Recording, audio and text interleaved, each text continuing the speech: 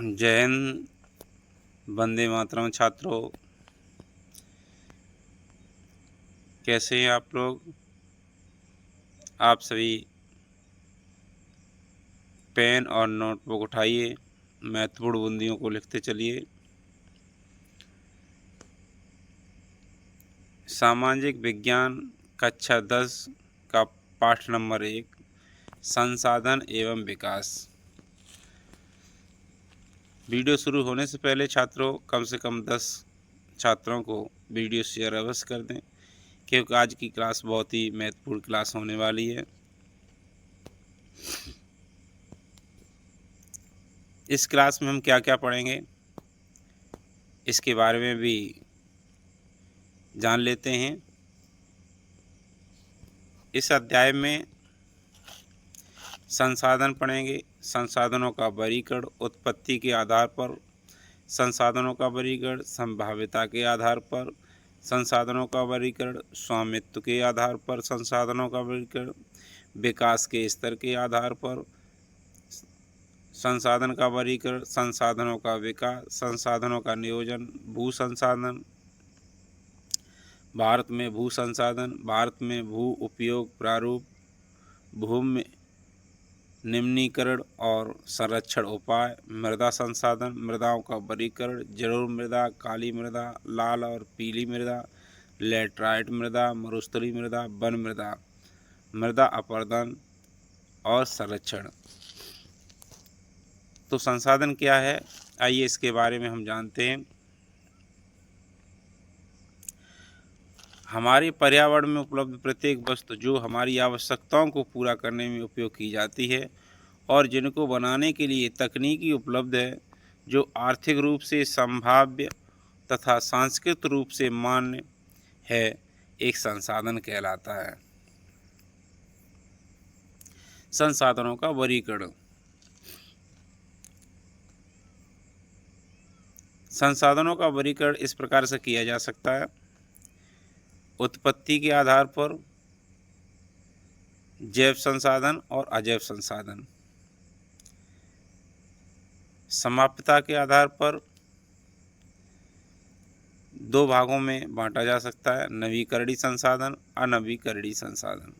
स्वामित्व के आधार पर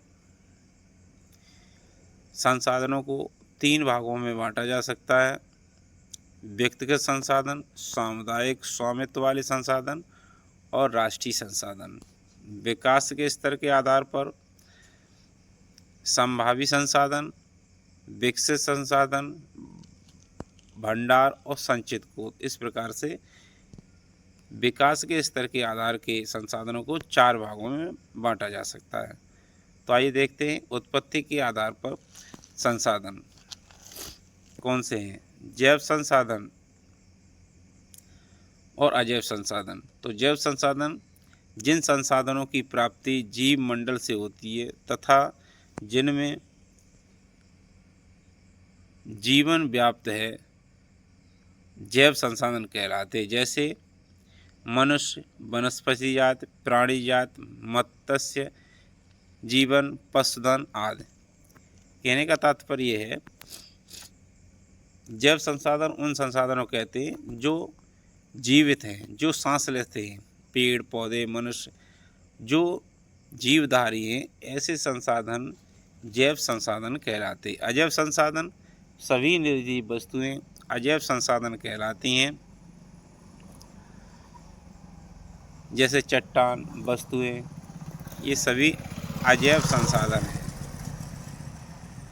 समाप्यता के आधार पर संसाधन, नवीकरणीय संसाधन, अनवीकरणीय संसाधन। तो नवीकरणीय संसाधन किसे कहते हैं? वे संसाधन जिन्हें भौतिक, रासायनिक या यांत्रिक क्रियाओं द्वारा नवीकृत या पुनः उत्पन्न किया जा सकता है, नवीकरणीय संसाधन कहलाते हैं। जैसे सौर ऊर्जा,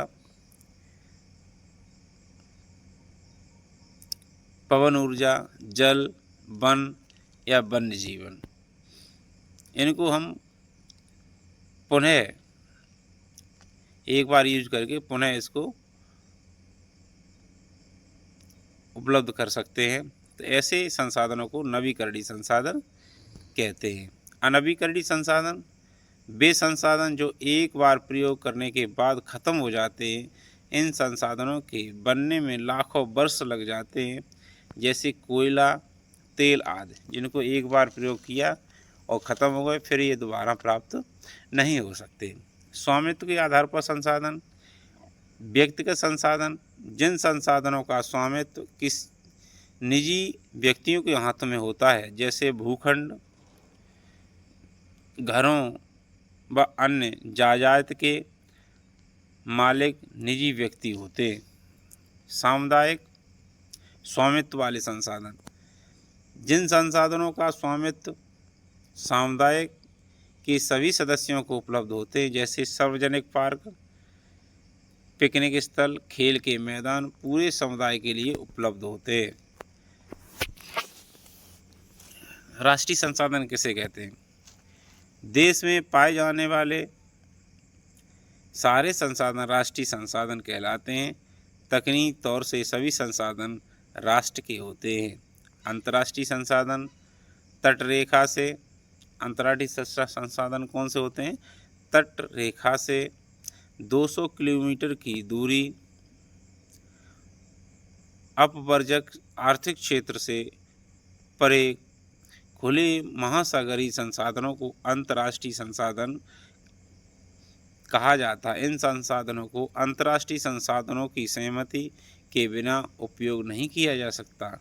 विकास के स्तर के आधार पर संसाधनों का वर्गीकरण संभावी संसाधन, विकसित संसाधन। संभावी संसाधन किसे कहते हैं? वैसे संसाधन जो किसी प्रदेश में विद्यमान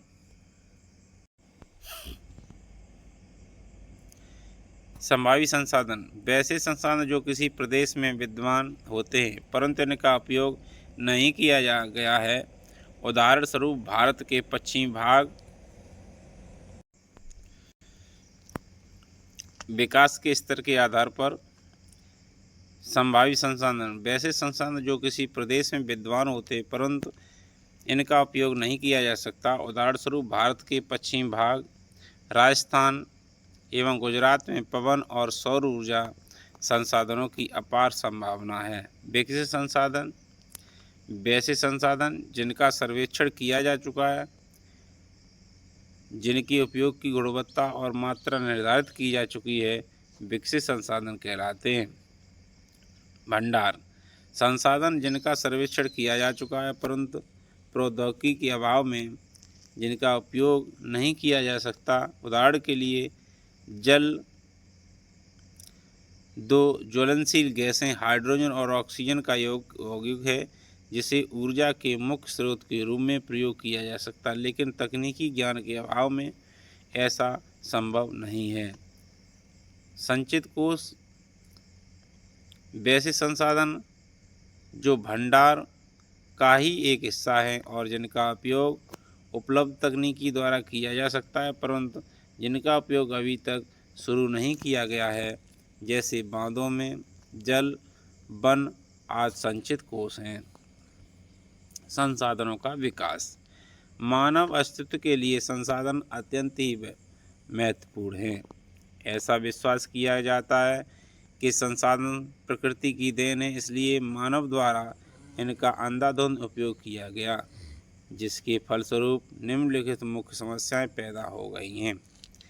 कुछ व्यक्तियों के लालच बस संसाधनों का ह्रास, समाज के कुछ ही लोगों के हाथों में संसाधनों का संचय, जिसमें समाज के दो हिस्सों संसाधन संपन्न अमीर तथा संसाधन विहीन गरीब के बीच संसाधनों का बट जाना। संसाधनों के अंधाधुंध शोषण ने वैश्विक पारिस्थितिक संकट को पैदा किया है, जैसे भूमंडलीय तापन, ओजोन परत क्षय, पर्यावरण प्रदूषण और भूमि निम्नीकरण आदि।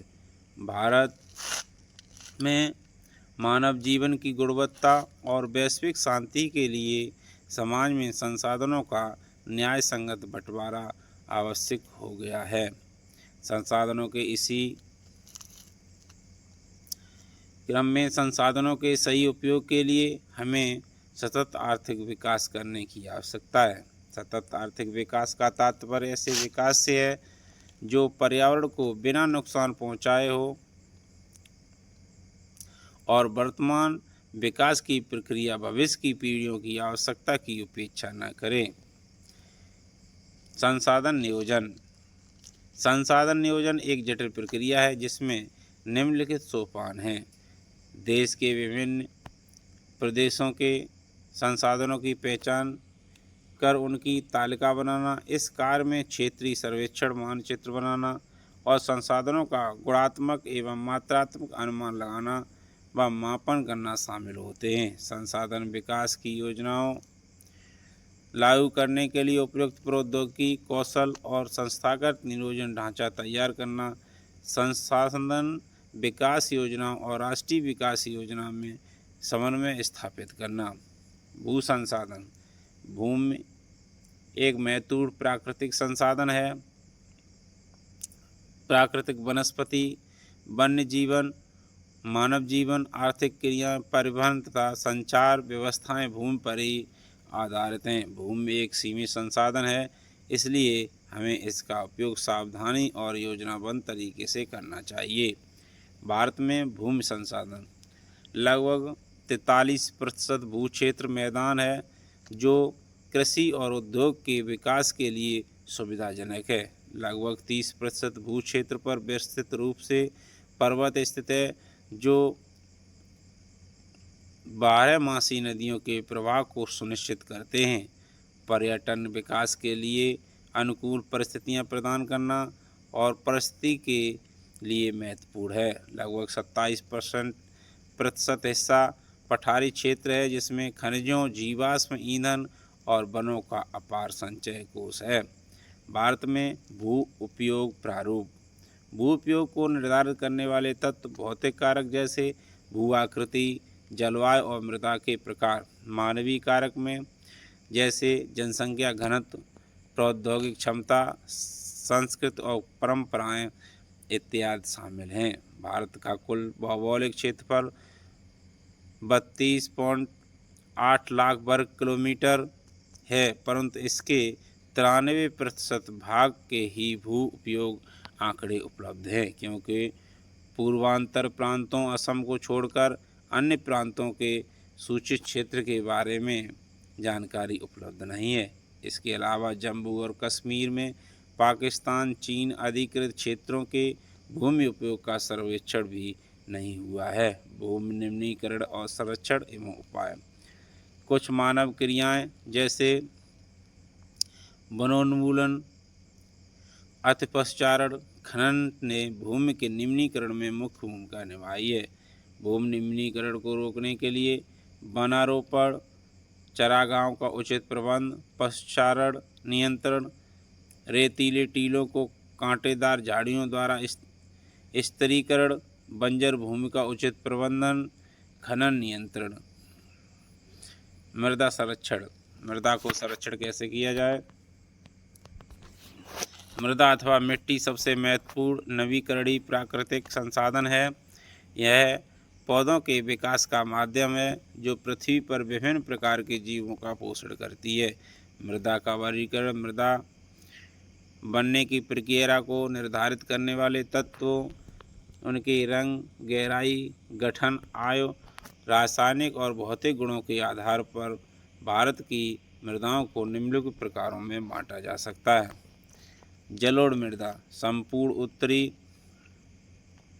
मैदान जलोढ़ मृदा से बना हुआ है। पूर्वी तटीय मैदान विशेषकर महानदी, गोदावरी, कृष्णा और कावेरी नदियों के डेल्टे भी जलोढ़ मृदा से बने हैं। अधिकतम उपजाऊ होने के कारण जलोढ़ मृदा वाले क्षेत्रों में गहन कृषि की जाती है, जिससे यहाँ जनसंख्या घनत्व भी अधिक है।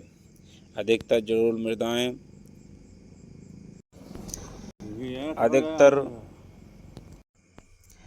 अधिकतर जलोढ़ मृदाएं पोटास, फास्फोरस और चूना युक्त होती हैं, जो इन्हें गन्ने, चावल, गेहूं और अन्य अनाजों और दलहन फसलों की खेती के लिए उपयुक्त बनाती हैं। काली मृदा। काली मृदा क्या है? इन मृदाओं का रंग काला और इन्हें रेगर मृदाएं भी कहा जाता है। काली मृदा कपास की खेती के लिए उचित समझी जाती है। इसे काली कपास मृदा के नाम से भी जाना जाता है। ये मृदाएं महाराष्ट्र, सौराष्ट्र, मालवा, मध्य प्रदेश और छत्तीसगढ़ के पत्थर पर पाई जाती हैं और दक्षिण पूर्वी दिशा में गोदावरी, कृष्णा नदियों की घाटियों तक फैली हैं। काली मृदा बहुत महीन कणों अर्थात मृत्तिका से बनी है। इनकी नमी धारण करने की क्षमता बहुत होती है। ये मृदाएं कैल्शियम कार्बोनेट, मैग्नीशियम, पोटास, चूने जैसे पौष्टिक तत्वों से भरपूर होती हैं। लाल और पीली मृदा। लाल मृदा दक्कन पठार के पूर्वी और दक्षिणी हिस्सों में रवेदार आग्नेय चट्टानों पर कम वर्षा वाले भागों में विकसित हुई हैं। लाल और पीली मृदाएं उड़ीसा, छत्तीसगढ़, मध्य गंगा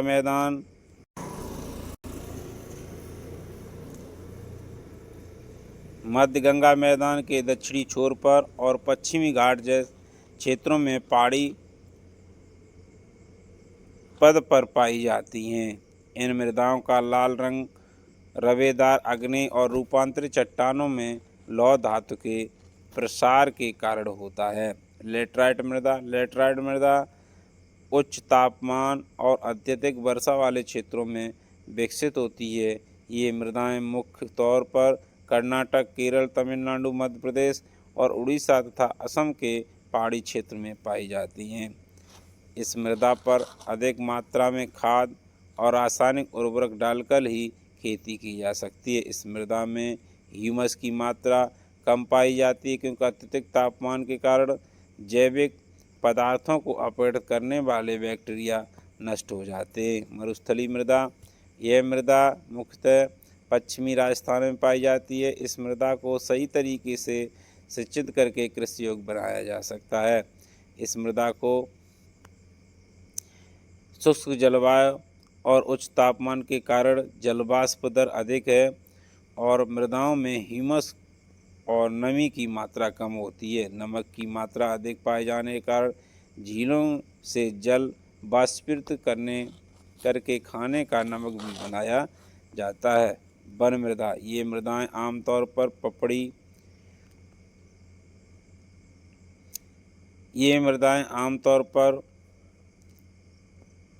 पहाड़ी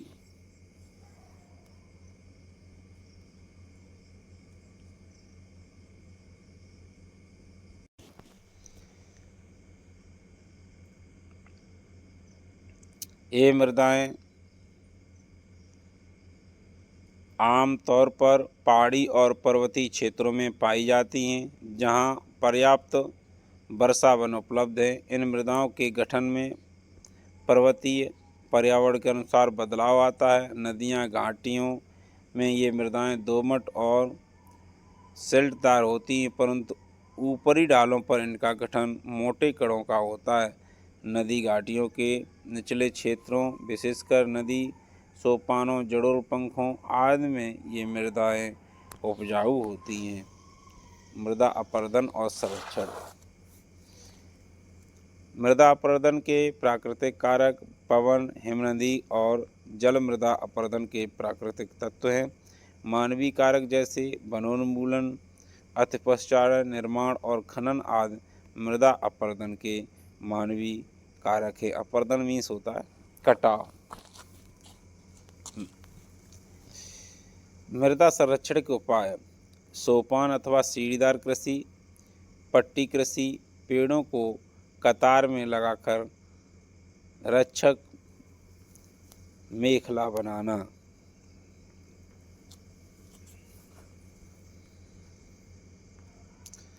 मैं आशा करते हैं वीडियो आपको पसंद आया होगा। वीडियो को लाइक करें, शेयर करें, चैनल को सब्सक्राइब अवश्य करें जिससे नेक्स्ट वीडियो का नोटिफिकेशन आप तक पहुंच सके। धन्यवाद।